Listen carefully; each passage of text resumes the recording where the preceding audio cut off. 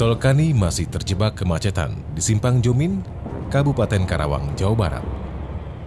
Deretan kendaraan terhenti begitu keluar dari tol Cikampek. Lalu lintas lumpuh dan jalanan berubah bagaikan tempat parkir massal. Sebagian pengendara berusaha mencari jalur alternatif, menembus jalan kampung dan area persawahan. Ini keadaan jalan mudik dibandingkan dari dulu lain parahan yang ini. Setiap tahun itu angkutan lebaran ini selalu berbeda-beda problemnya selalu berbeda.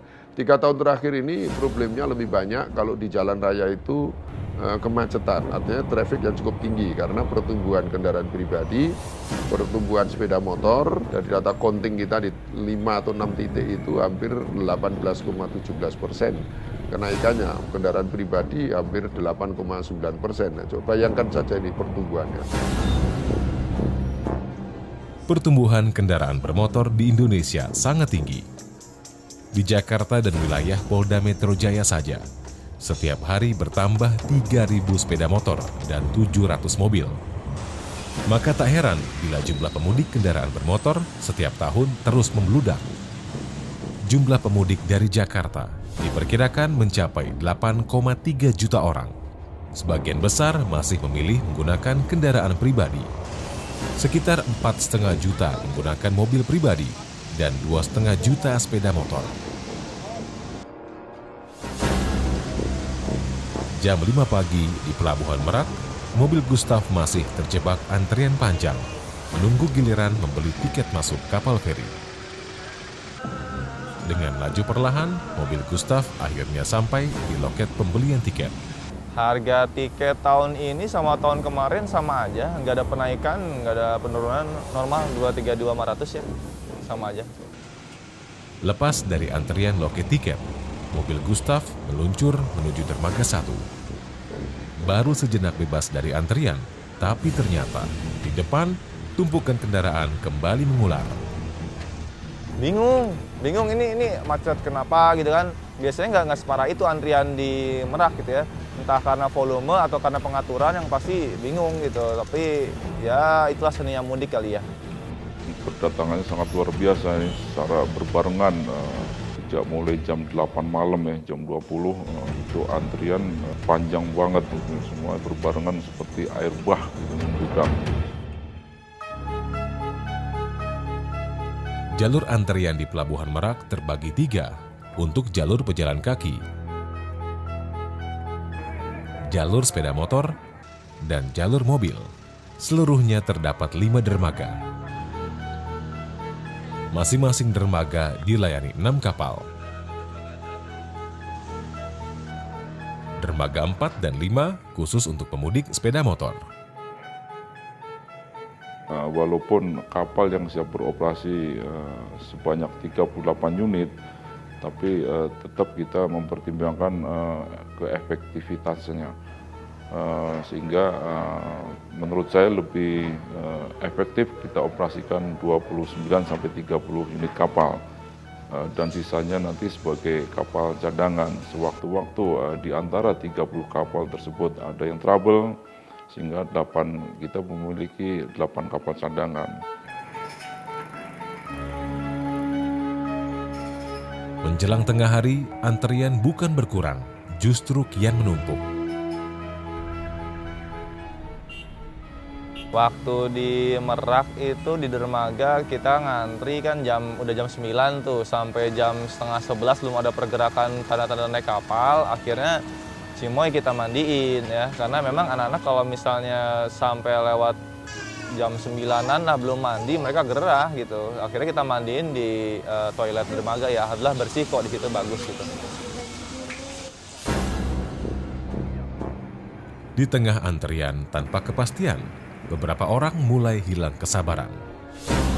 Tadi berangkat dari Bekasi jam 10 malam, terus nyampe di pintu tol Merak itu jam 12, nyampe ke tiketing, pengambilan tiket itu jam 2:57. Sampai sekarang mobil saya masih di sana, Mbak.